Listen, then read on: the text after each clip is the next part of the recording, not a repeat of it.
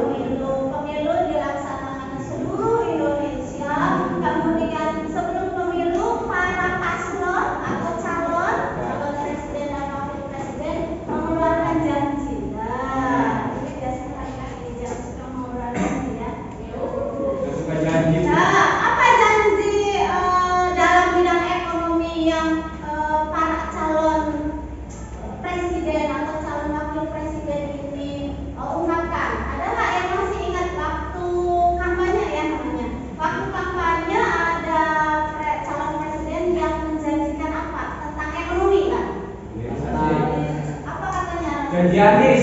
Realisasi apa? Anies janjinya apa? Ibu. Ada yang minta Mengubah kota menjadi desa menjadi kota Bu. ada, saya masih ingat sekali yang sekarang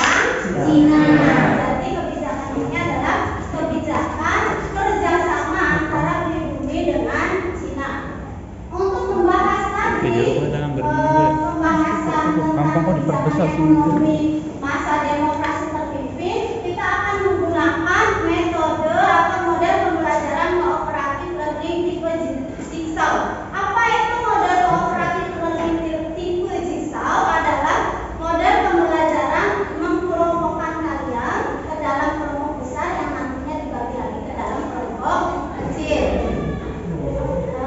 Nanti saya akan berikan LKPD ya, silakan untuk berkumpul ke dalam kelompok 5 besar. Satu kelompoknya berisikan 5 kelompok.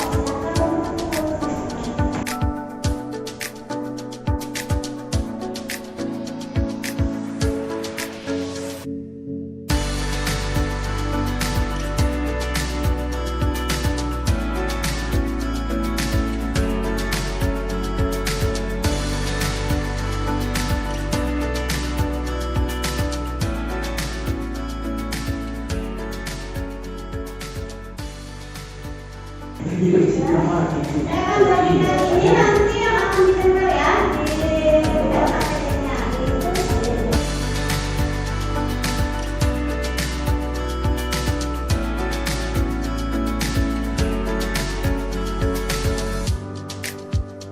Sudah, yang nomor 1 dong.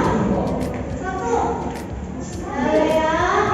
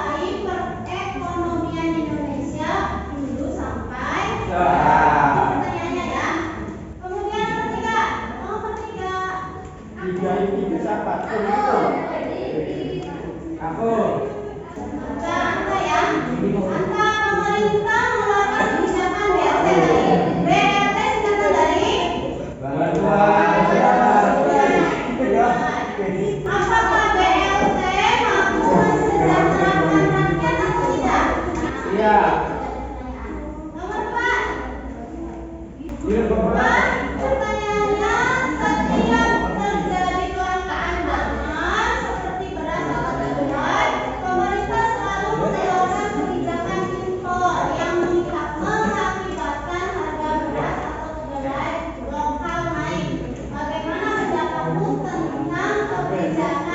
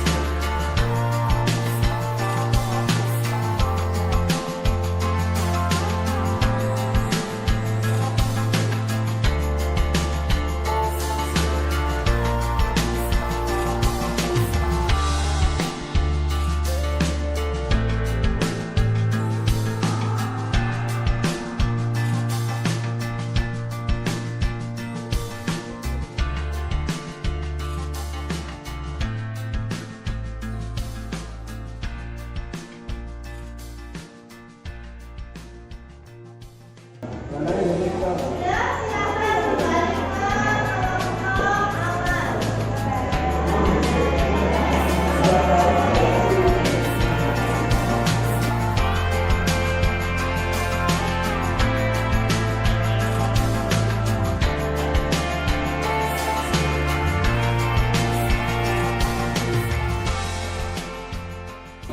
Silakan nomor 1, Cung. Siapa yang nomor 1? Ya, Riki, coba baca, Kak. Berdiri. Nomor 1, silakan baca dari pertanyaannya ya. Pada demokrasi pemimpin terdapat kebijakan penting, yaitu pemotongan nilai uang dengan cara memotong semua uang bernilai 2,50 ke atas hingga nilainya tinggal setengah. Setengahnya pada masa itu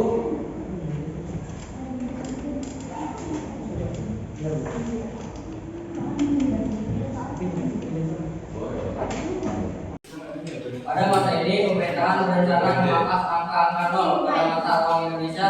Bagaimana pendapatmu tentang kebijakan tersebut? Menurut pendapat saya tentang kebijakan tadi, yaitu pemotongan nilai uang dengan cara memotong semua uang, ini instrumen bagi pemerintah dalam mendorong tingkat kepercayaan baik kepada masyarakatnya sendiri ataupun regional, nasional dan global. Itu nomor 1.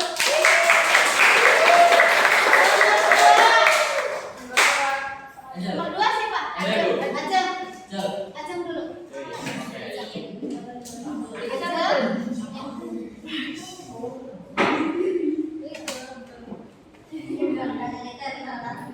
Kebijakan Alibaba adalah kebijakan menjalin kerjasama antara pribumi dengan manusia. Setelah beberapa dekade, ternyata sektor ekonomi masih dikuasai oleh manusia.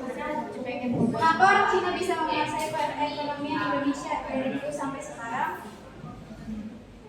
Karena mereka mempunyai mindset atau pikiran positif. Mindset tersebut diturunkan dari generasi ke generasi, dan itu merupakan faktor utama mereka menjadi sukses. Ada jawaban yang berbeda nggak sama Ajeng? Sama semua ya. Oke, nomor 3. Nomor 3.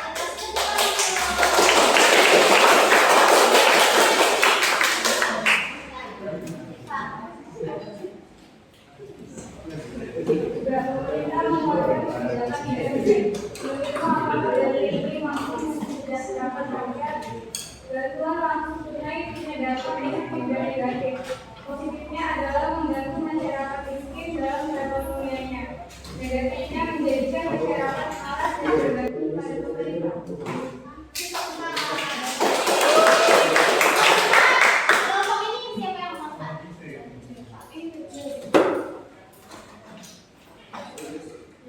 Seperti dari kelangkaan pangan seperti beras atau kedelai, pemerintah selalu melakukan kebijakan impor yang mengakibatkan harga beras atau kedelai yang naik.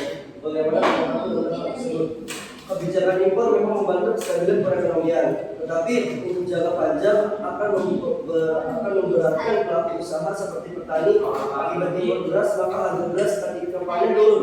Jadi impornya ketika itu memang turun harganya, harga berasnya atau kedelai itu, tapi ketika pabriknya panen, para petani panen atau kedelai panen, justru harganya naik. Silakan tepuk tangan. Ya, jadi Dalam perekonomian dunia memasuki pasar bebas menuju Indonesia, jelaskan bagaimana Indonesia ya. menurut saya isi dengan mempromosikan produk unggulan daerah untuk meningkatkan potensi ekonomi lokal seluruh dunia. Untuk Meningkatkan potensi ekonomi lokal. ya, kasih tepuk tangan dulu. Oke, itu adalah lembar kerjanya. Silakan dikumpulkan LKPD-nya.